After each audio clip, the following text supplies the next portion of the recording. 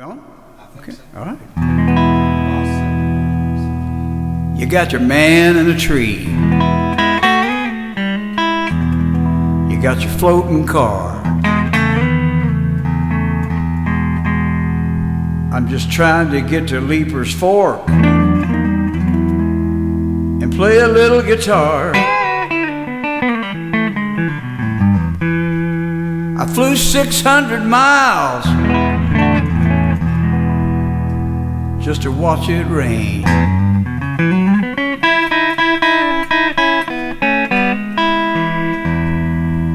I saw nothing but trouble. I saw nothing but pain. They had guitars floating down the Cumberland. Ain't no place for a traveling band. Praying hard for a spot of dry land. Trying to beat the Tennessee flood, y'all. Trying to beat the Tennessee flood. A 1, 2, 3, and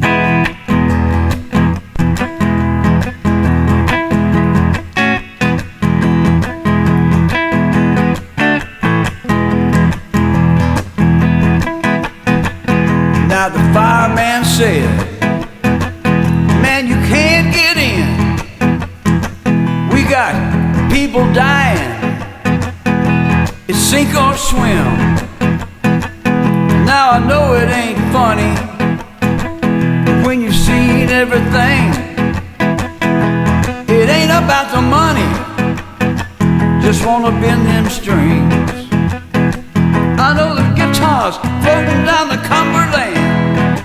Ain't no place for a traveling band. Trying hard for a spot of dry land. Trying to beat the Tennessee flood, y'all. Trying to beat the Tennessee flood.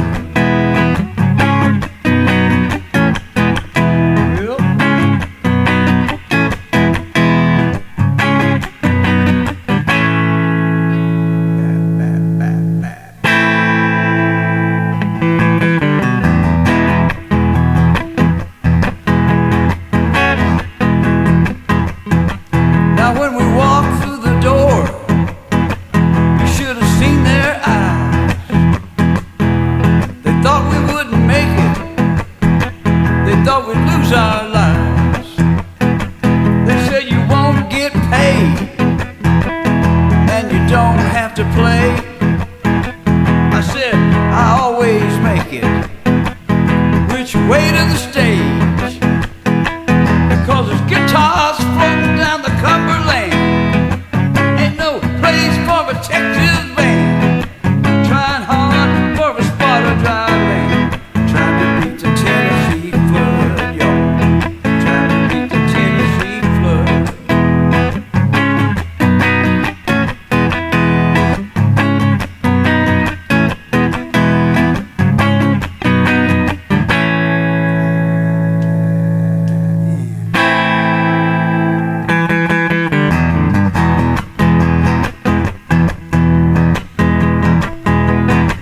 This is where the real impressive guitar solo goes. Now after the show, it was tornado time. Across the street and down below, man, I need to unwind. So I headed downtown to Robert's Western World, 'cause I love that sound. Hank, Marty, and Murray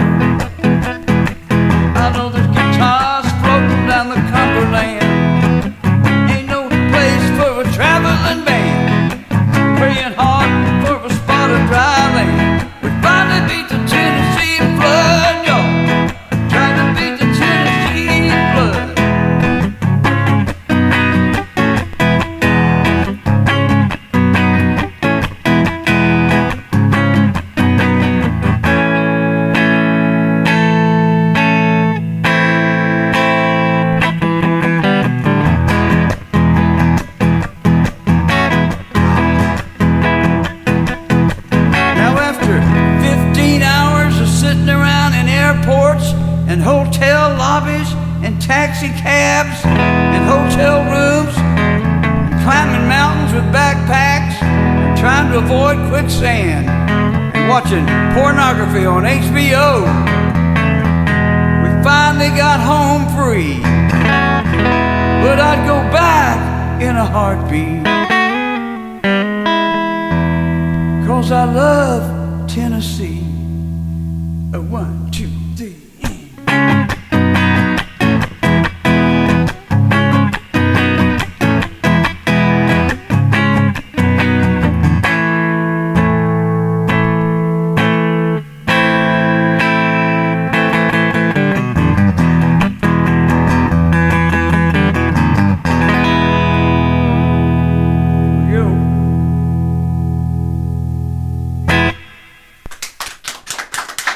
Thank you.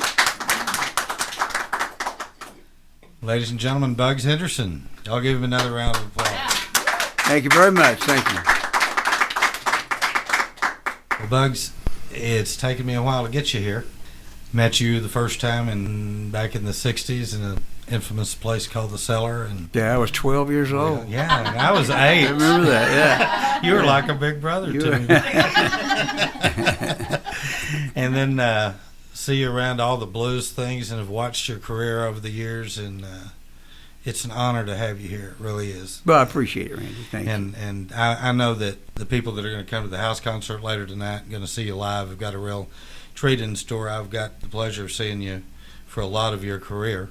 Tell us what got you started in music and where. You know, what got me started was, I think, what got everybody started my age, which is on up there. It would have been Elvis. Seeing Elvis on TV, you know, and after that the Beatles, I mean, stuck it back in me again one more time, lit the fire. But my dad was in the oil business, so we traveled all the time. We'd live in a town a month or so and be gone. And I remember in the basement of our house in Wichita, Kansas, Elvis was on, the Dorsey Brothers show. Yeah. And I saw that, and the girls were screaming, and I thought, that's for me, man. You know? Yeah. So and I thought he was playing the guitar. You know, I didn't realize he wasn't the lead guitar player. I thought that was all coming from him. So it was years later before I did anything about it. But that's what planted the seed. Yeah. And it was, you know, it was brand new. Anytime somebody does something brand new, I hear people arguing all the time about, well, he stole this from, you know, he was doing blues songs, country. So what? I mean, it doesn't matter how it came about. It was brand new, what he did. Yeah, the way he did it. And like the Beatles or like Bob Dylan or whatever. Anytime somebody does something brand new, and Bob Marley. Yeah. Bob Marley, it moves you, then it's popular. You know, you can argue all day about skinny young Elvis and fat old Elvis and what you like the best. But he was still, there's never been anything like it. No. You know, or like the Beatles for that matter. You know, it's a once in a generation thing. I don't know if it'll ever happen again. It probably will, and it'll be something we as parents or grandparents or whatever will hate. You know, because that's the way it's supposed to work. Right. I mean, it really is. That's the way it's supposed to work. If my parents had said, "Oh yeah, Elvis is great, we love him," I'd never got into it. Probably not. Yeah. You know, I mean, they wouldn't let me go see him play when he came to town. It was that taboo thing. And when we as parents put that in front of our kids and say, "You don't do this," you know, I can't tell you why right now, but don't do this. Man, they're going. You know, they're going. And that was a lot of his mystique. That whole deal about not filming him from the waist down and all that, it was just all BS. Well, that just led into the mystique. I mean, that. Well, yeah. And you know, I remember my mother, there was a popular song called Let the Good Times Roll by Shirley and Lee. Yeah. And she wouldn't let me listen to it. Because she'd give me that look and she'd say, I know what that song's about. Mm-hmm. You know, I didn't know what it was about. You just liked the way it sounded. I didn't care. You know, we didn't care about any of that. We liked the beat. We liked the instrumentation, the arrangements. That's what moved us. We weren't sitting there analyzing the lyrics. No, Tutti Frutti it was the way it sounded. It wasn't the lyrics. You know, I know too much about that song now. I read his Little Richard's biography, and I'm like, okay, more than you wanted to know. I don't believe I'd have told that. You know. Bugs, I'm going to ask you the infamous question. Where did you get the name Bugs from? Okay, you know, I've never been asked that. Really? Really? No, I'm being facetious. I know you are. I got it when I lived in Tyler. There was a fellow named Ronnie Weiss who got the nickname Mighty Mouse and had a band called Mouse and the Traps that I played in, and we had a huge record called Public Execution. It was the only big record we ever had. But it was so popular, and he was so popular, and there was a huge music scene in Tyler. Down at Robin Hood Studio, remember ZZ would come down there? Everybody was cutting there. This is when there wasn't a studio on every corner. So the popular thing became giving everybody nicknames because it seemed to work for Mouse. And I was playing with Mouse, and I remember he told me he was going to start calling me Bugs Bunny. My nickname was going to be Bunny. Oh no! You know, and I was like, no, That's not happening. I'm not going with Bunny. You can call me Bugs if you want to, but never even thought about it sticking. You know, it was like a joke.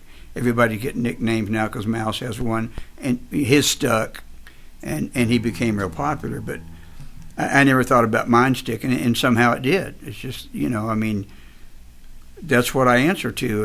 If someone calls me Buddy, which is my real name, what I grew up as, there's somebody that knew me from school. If they call me by my real name, which there's no way in hell you're going to pull out of me, they're with the IRS. You know, so. But there's been movies. So you know, Bugs is I've been Bugs for 40 years, and it's just, but that's the way I think of myself now. You and I were talking a couple of weeks ago, and we were talking. You said that you had just done a reunion with Ronnie. With Mouse. Tell us about that. We tried to do one once a year. Mouse has had some lung problems over the past 2 or 3 years. We didn't do them, but we did one this year in Ben Wheeler, Texas, and it was just great. It's our drummer still has the original song list, which what I get on him about because I want to do some different stuff. Mouse and I are more, you know, why don't we just get together and play some Jimmy Reed songs or something? You know, we don't have to do the hits. I remember sometimes you just can't win too. See, you're the other guy that remembers that song. But that song knocked me out. I loved it. Well, it's a great song, and it's very difficult to play. And I shouldn't even tell this. I really don't know it. I mean, I know there's a. Let me see if I can do this, man. There's a span lick, something like that. It's a harpsichord lick. I never can make it, and I still don't know the chord progression really. I mean, I do it once a year. You know, I don't sit home practicing it.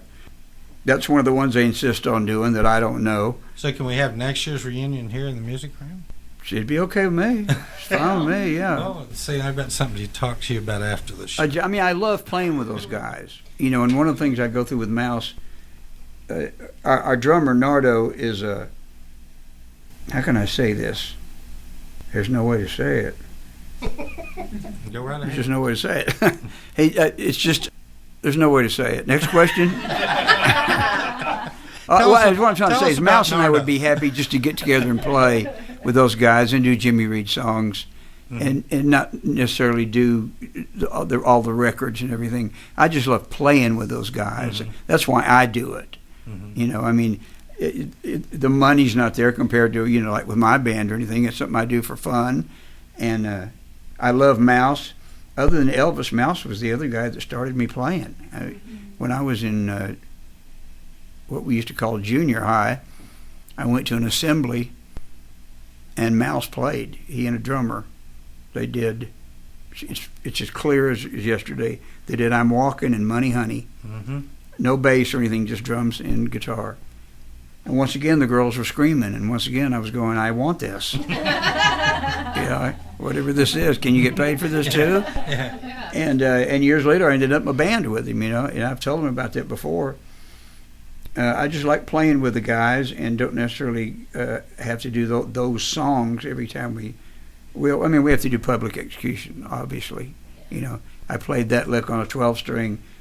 That and "Made of Sugar, Made of Spice," I guess, are the most known songs that we did. And I love those guys. They're all good friends of mine, and yeah, I just like playing with them. But to answer your question, which I kind of circumvented, the reunion went great. It was you couldn't have got another person in there, and Mouse sang great, and a lot of fun for me. Maybe we can do one of those here sometime. I'd sure I'd love be to up host for it. it. I don't think Nardo can get his drums up here. We can actually. There's a pretty deep stage back there. Is there? If not, It has to be pretty deep. we'll make some other arrangements. Well, how about playing us another song? All right, I will do another song for you. If you would, let us know about these songs, where they came from, what made you write them, or inspired you to write them. This song is one of the first songs I wrote. I mean, I've been writing probably, I got 40 years. And, you always write songs, or you try to write songs that are personal to you. But I remember this particular song when I wrote it, and it came fast. Sometimes they'll come fast, and you got to write as fast as you can. Absolutely. And sometimes, I've got another one I may do later or tonight that has been in my head for 3 years, and another one for almost 40 that I had trouble finishing. But this one came fast. I remember calling my wife in and going, "Come listen to this," and it just all worked out. It's about well, you'll hear what it's about. I mean, if you're anywhere around the 40s, 50s, or 60s in age, and I'm not saying I am, I'm just saying it'll mean something to you. It's called Cowboy. It's in E like the last one, so if y'all get bored by E, I'll do it in another key. That's Helen's key. All right. It's awful early to be singing like this.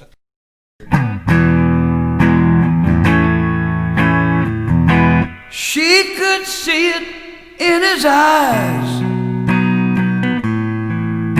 He seemed so far away. She said, "Honey, listen to me. I hope you realize I'm still your best friend, and you can't tell me what you see."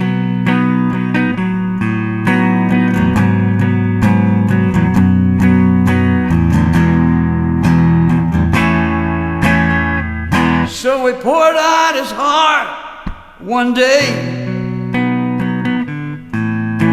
and told her of his dreams. A dream he'd had for years. Help me find a way to be a kid again. And the words came through his tears, right through his tears. And he said, "Someday I got to be a cowboy, you and me, riding across the plains. Someday when we can take some time out, we'll live my cowboy dreams."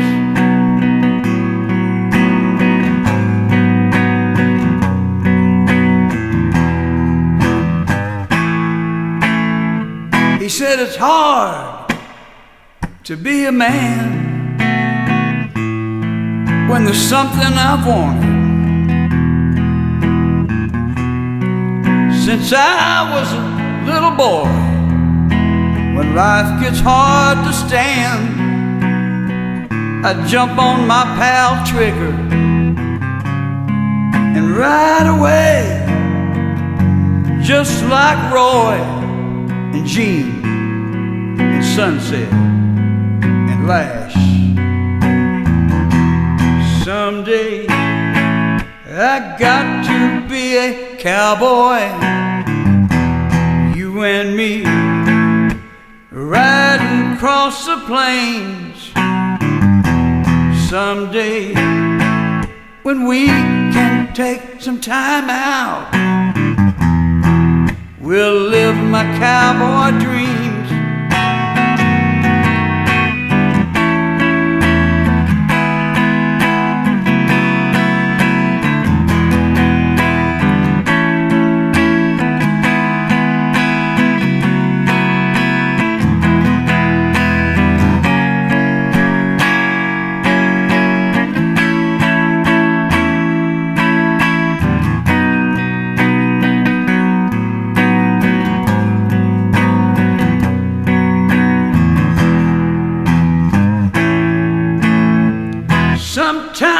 just can't catch your breath,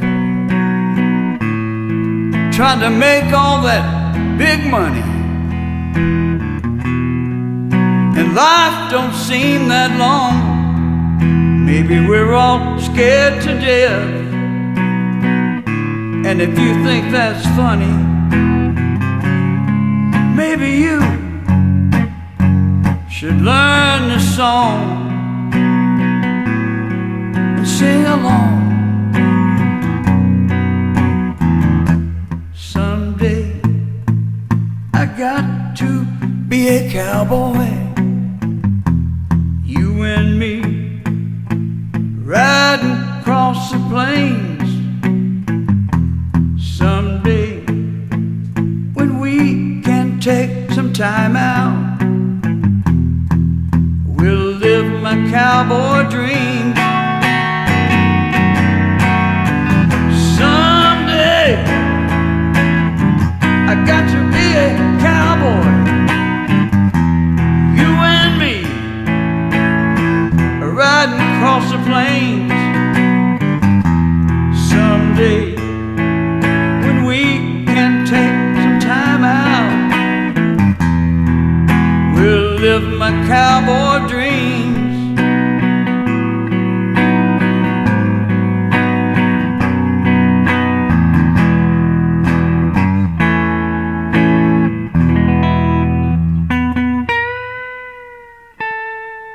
Happy trails.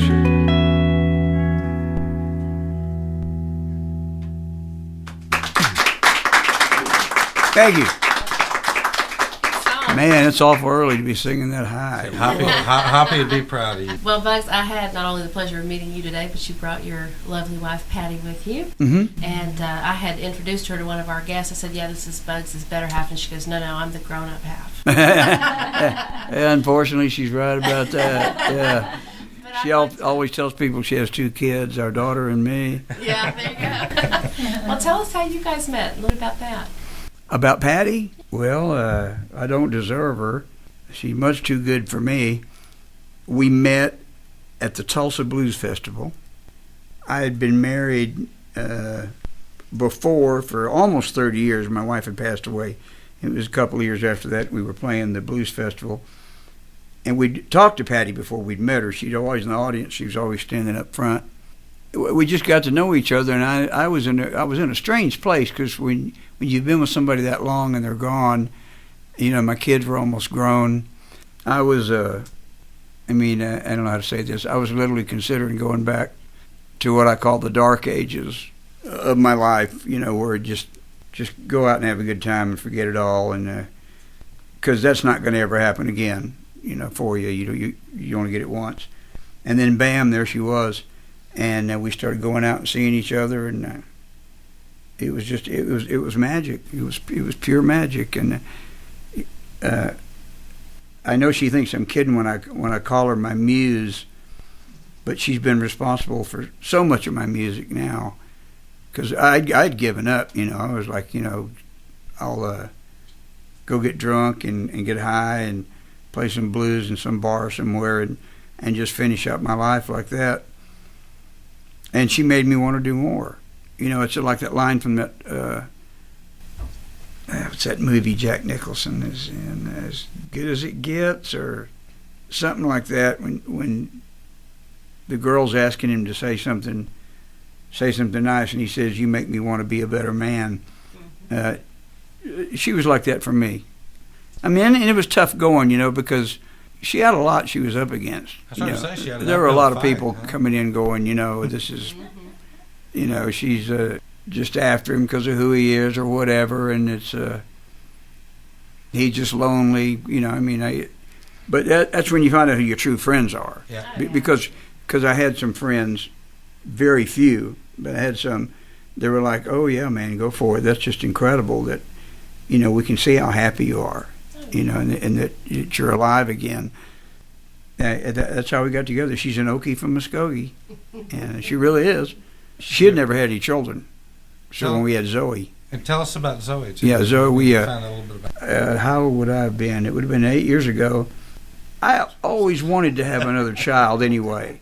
because my others were grown, and there's something about after you've gone through that, you start thinking about what you do differently, or you know, you just miss them when they're little. They get to a certain age where they go away. They get into, like we were talking about before, they get into that music that you hate. You know, and I tried so hard because when I was a kid, I knew I was going to be the coolest dad ever, and that no matter what music my kids got into, I'd love it because I'm cool. You know, and it Didn't work out. Yeah, I'm cool. And I didn't see rap coming. Right. You know? And I don't get me wrong, I don't hate it. When it first came around, I understood what it was about and where it was coming from, and I thought that was cool. But as it mutated into this, my daughter and I used to have a joke about it. All the songs were, "I like your butt, you like my butt, let's go kill somebody." That was pretty much the lyrical Just cut content. through it, Yeah. So I mean, they lost me there. Yeah. But my kids got into it real heavy, and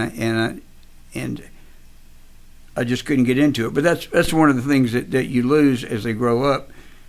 And Patty had never had a child before, so it was a true miracle for her. And her pregnancy was I don't know how detailed I can get into here, but it was it was just magical. You know, there were no problems. Even the doctors were amazed at how easy everything went. And though we were both convinced it was a boy, we didn't have them tell us. We know it's a boy. I don't remember the exact name we had picked out, but all the time she was pregnant, we called him Huck. Or Huckleberry, what was it, Huckleberry, Mojo, Blind Boy King, Huckleberry something. And we did it so much that all our friends in Jefferson, they all called him Huck. You know, whenever we'd come in, and of course she's pregnant, you know, how's Huck doing, this and that, and then bam, you know, we're at the hospital and Huck doesn't show up. But really he did. I mean, Zoe, she is Huck. She's a complete tomboy and the light of my life. And how old is she? She's 8 now. Wow. Physically. Mentally, she's about 19. Yeah. Thank God it's come back around. I think the whole music deal comes around in circles. I mean, our generation, it was the peace and love deal. Mm-hmm. You know, till it went wrong. You know, that's partly our fault. But it went from peace and love to sex, drugs, and rock and roll, which is one of those is bad. That was short-lived. And here comes rap. That's the other side of that the kids go into, a more violent, more negative thing. And now I think it's turned back around because, I mean, what I do is meaningless to Zoe. You know, she goes to concerts and festivals with us, and it's no big deal to her at all. You know, it's just Daddy's at work. But what she's into is the Jonas Brothers and Hannah Montana and Justin Bieber, for God's sake, who is like 8 years old or something. Yeah, that's more positive than a lot of that. Yeah, it's all positive. You know, I have no problem with it at all. And, of course, you know, I spoil her more than I did the others. You got a right to. Yeah, she's just, and, you know, I go through that deal. I mean, everywhere we go, people go, "Oh, is that your granddaughter?" You know, and I'm just used to it. I understand why it's like that. My hair is not quite as blonde as it used to be. So I understand them thinking that, and I go, "No, it's not my granddaughter or my great-granddaughter. She's just amazing. She's absolutely amazing, and to have her around and live where we live in paradise.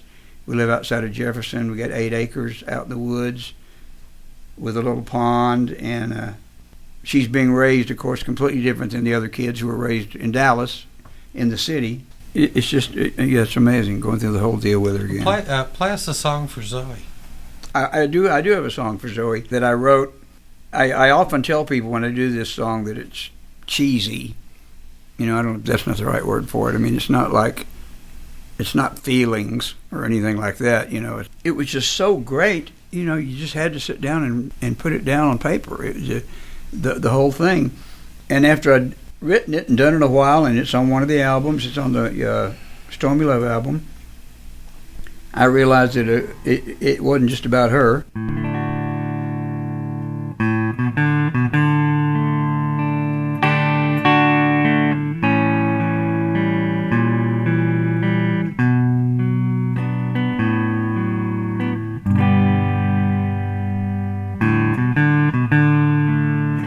smiles when I wake her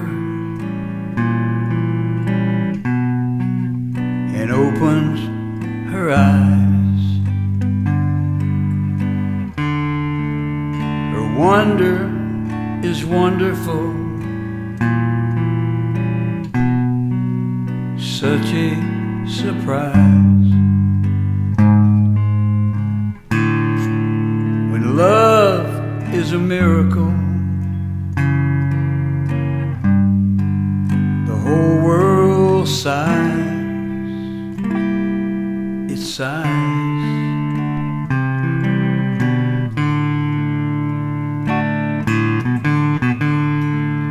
And it's just another day in paradise. She needs me to show the way and kiss her goodnight. When love is a miracle, the whole world sighs. It sighs.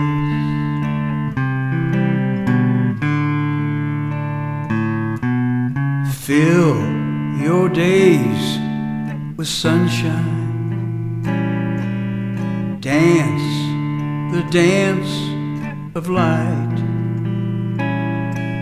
and cry, cry the cry of your time, and love the love of life.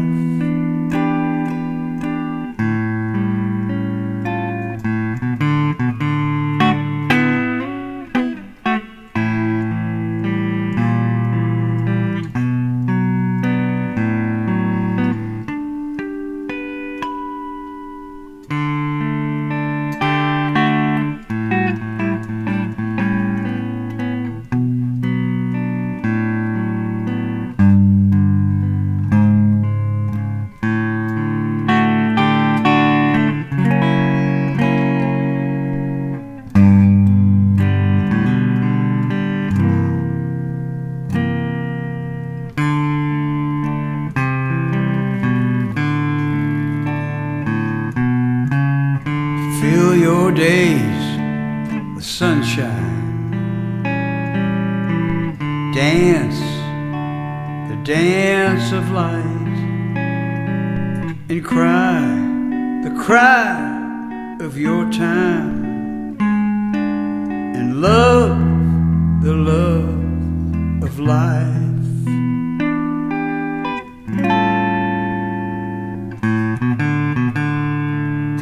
Who sent you my way? Someone so wise. And I heard a voice say, you must realize, when love is a miracle, the whole world sighs. It sighs.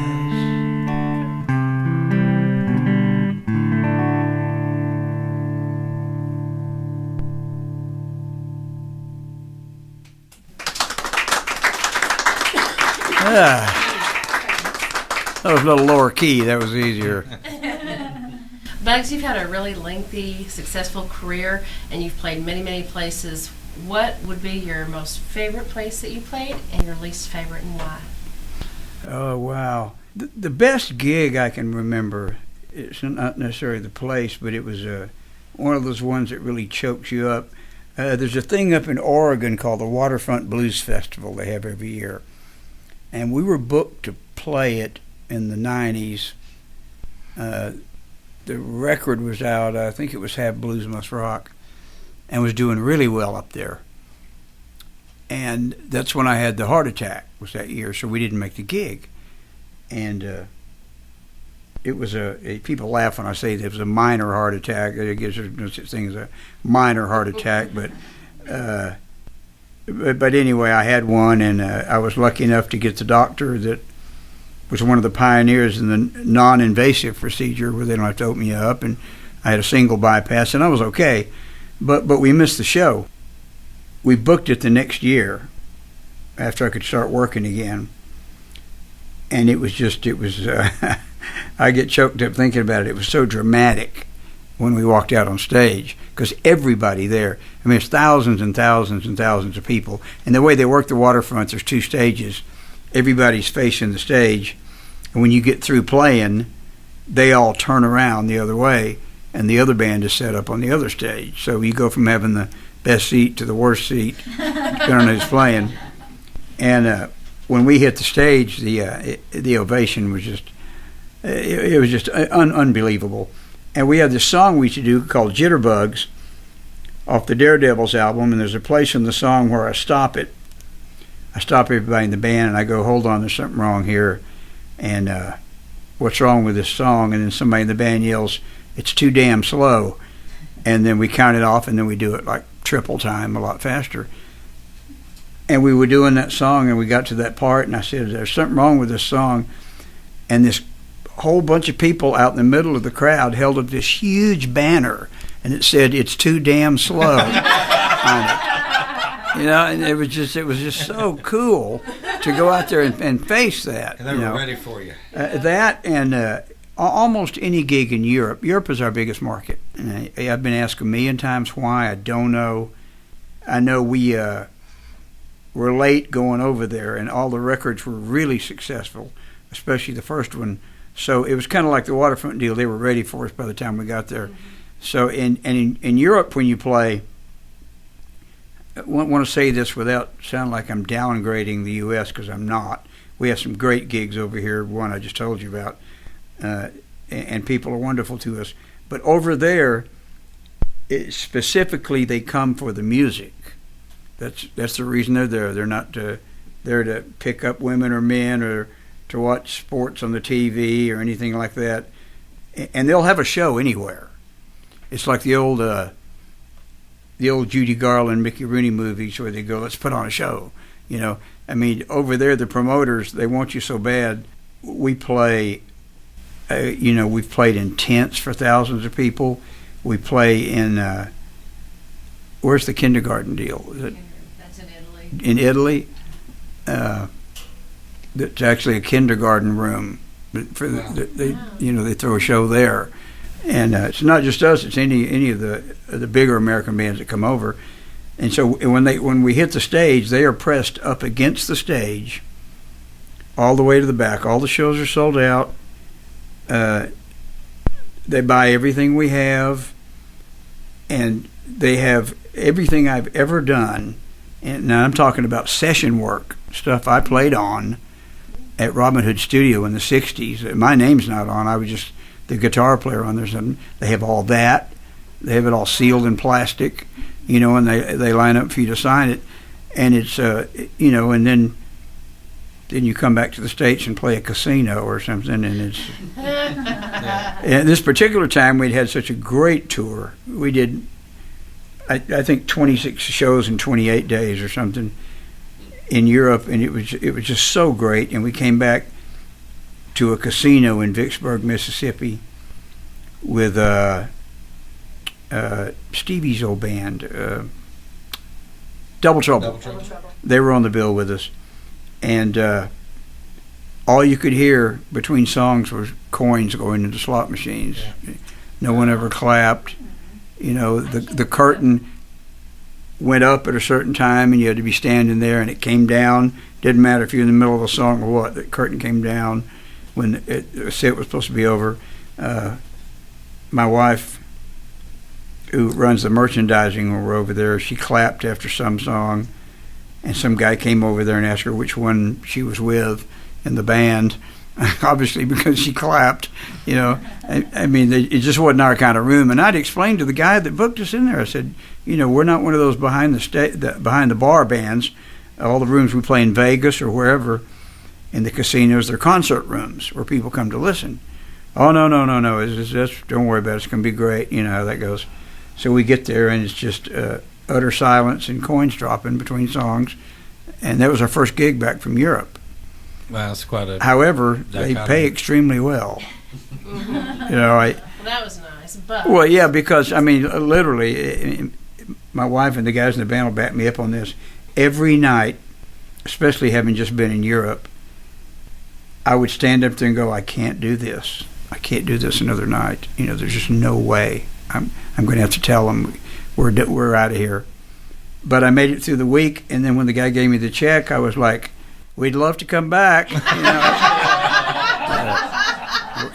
when do you have an opening? You know. oh, wow. But we do other casinos that are great. This one was just particularly bad. That coming back from Europe, you know. So that That's probably your least favorite, even though I would you say had a that's nice my little least reward favorite. At the end. Yeah. You've gotten it out. I understand. Yeah, because you know it's just so cliche to say it's not about the money. Of course, part of it's about the money. This is, I'm very very proud of the fact that I've taken care of my family and fed them and kept us together for going on 50 years now, doing nothing but playing music. I've done it all with my music, and I'm really proud of that. Not to say that the guys that do it on weekends and work in music stores that they've sold out or anything. I don't mean to imply that at all. You do what you have to do. Before I actually committed to doing this for a living, I worked in a music store myself. But I'm proud of the fact that I've made it all this time just playing music. You know, that my music is what supports the family. So it's not about the money all the time. It's You wouldn't be obviously here if this it was gig's not about the money. You wouldn't be here. I mean, sometimes this gig is a result of me doing the Bugle Boy gig that we did because it was so incredible for me to play for people that were there listening to the songs. Yeah. And I mean, I understand that people come to see me for the guitar playing. I understand that, and I'm more than happy to do that.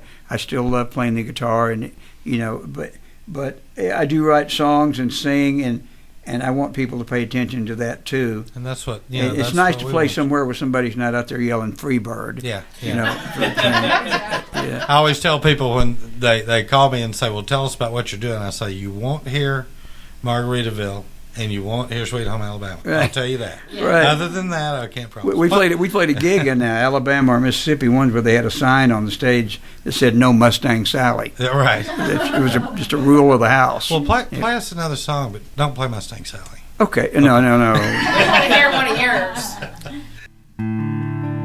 I'll tell this story more in length later. I'll just use the song for you right now.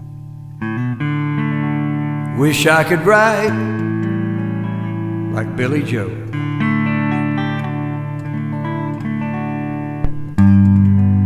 I know all the same words he knows.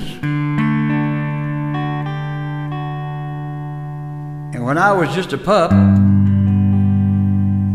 I got just as screwed up. So why can't I write like Billy Joe?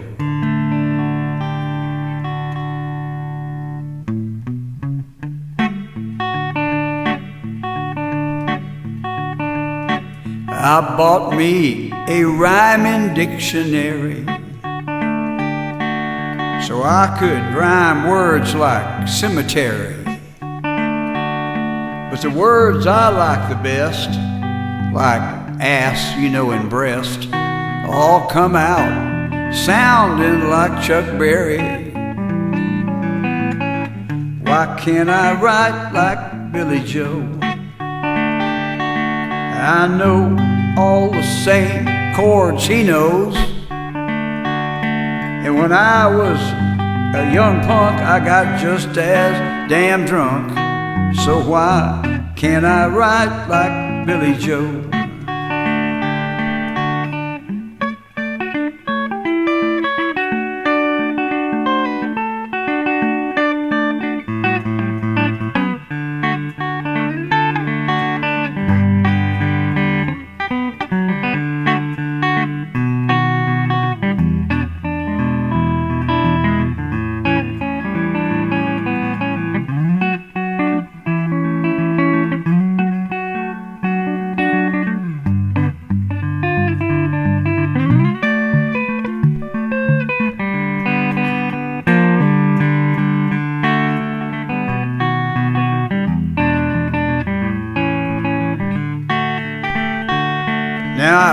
been around the world and then some. I carry a knife and a gun. I was a freeloader till I got clean and sober. Now folks say I'm not as much fun. Well, maybe my life's not tough enough, but I've tried to do all the wrong stuff. I've been up and I've been down. I got high and laid around doing them designer drugs. Why can't I write like Billy Joe? I know all the same folks he knows, and we both had heart attacks, and we both keep coming back. So why can't I write like Billy Joe? I ain't lying. Why can't I write like Billy Joe? I'll keep trying. Why can't I write like Billy Joe?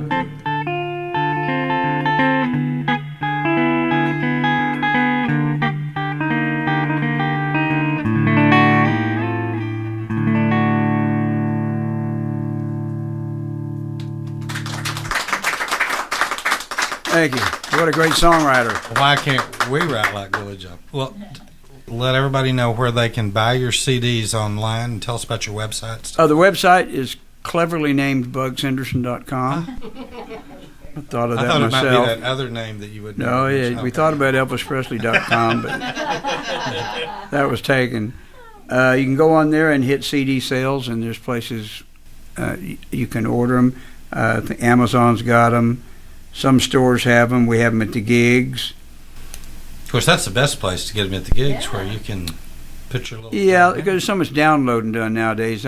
I'm still a believer, and I like to hold something in my hand. I read the other day that last year vinyl outsold CDs because so many people are downloading.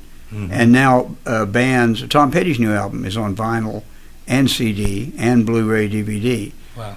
So, I love the sound of vinyl. I just like that thing you can hold in your hand. I don't know if you've seen it or not, but there's about 6,000 LPs in there. Yeah, I mean, and I'm always respectful of that. When I do a CD, that's why we do something that's become real popular, the audio liner notes at the end of the CD, because most people I know can't read them tiny little words there on the CD. So I like to talk about the songs at the end of the album. But I love the sound of vinyl too. And there's talk of maybe doing the next album in a vinyl format. We'll see.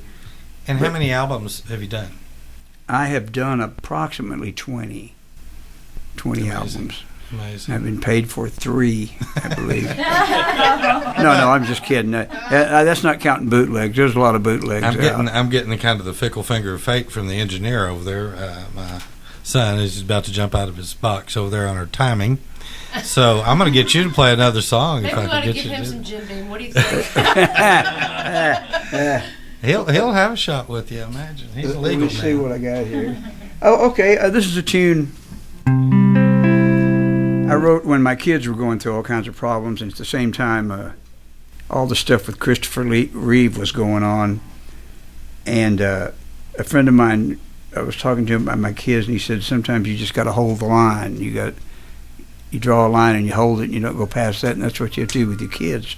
So I've never done this song by myself before, which you'll probably be able to tell that. Let's see.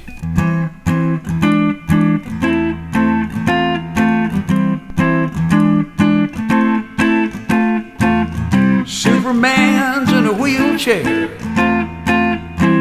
but he won't be there long.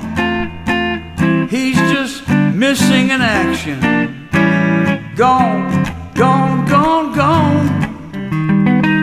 Have you seen Buddy Loneheart? 'Cause he's not in this song. Must be the black attraction. Gone, gone, gone. You got to hold the line. It's not easy to do. Sometimes life breaks in two. You got to hold the line. I didn't see it coming, but God knows I did try. Heard the bullets singing, made me cry, cry, cry, cry. You got to be half crazy to try and touch the sky, but my ears keep on ringing, so I try, try, try. You got to hold the line. It's not easy to do. Sometimes life breaks in two. You got to hold the line.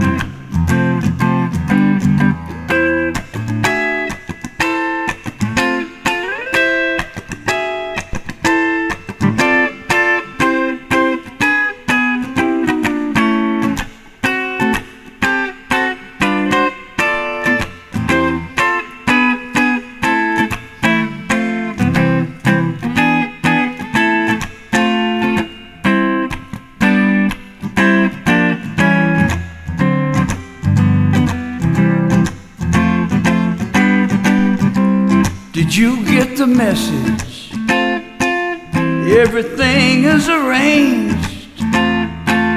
Just remember what we taught you, and don't change, change, change, change. All along it seemed harmless. That's when things got so strange. Now they're both speaking in riddles, but don't change, change, change. You got to hold the line. It's not easy to do. Sometimes life breaks right in two. You got to hold the line.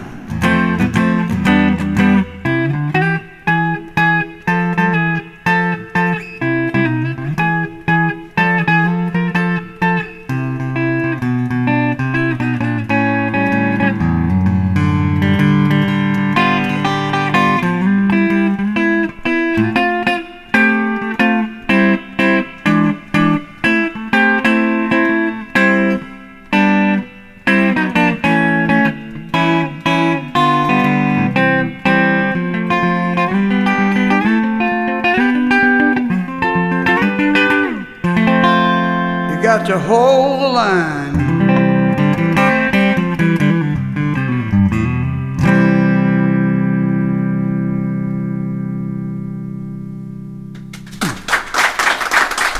Thank you. Bugs, we're trying to get on into where we can get everything set up for the evening house concert and everything tonight. But I want to thank you so much for coming and being a part of what we're doing here at In the Music. Oh, thank you, man. I enjoyed it. You know, we're trying to do the same thing you were talking about, giving people a place to come and listen to music. And I'd love to have you play one more of your songs. Take us out of the show. Okay. I'll do an instrumental for you. Oh, this is scary.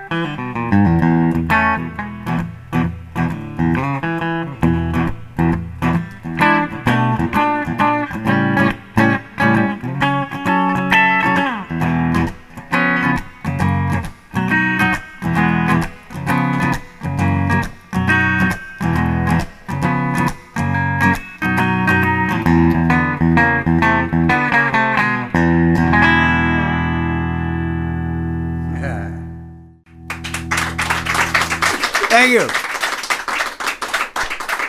Okay, I just have one question for you before we head out and we come back again. Do another show for us? No. Oh. No. Yeah, of course, sure, I'd love to. We I'd would love love to. to have you. And I thank you for being here today, and thank you, everybody. And Thank you all for having me.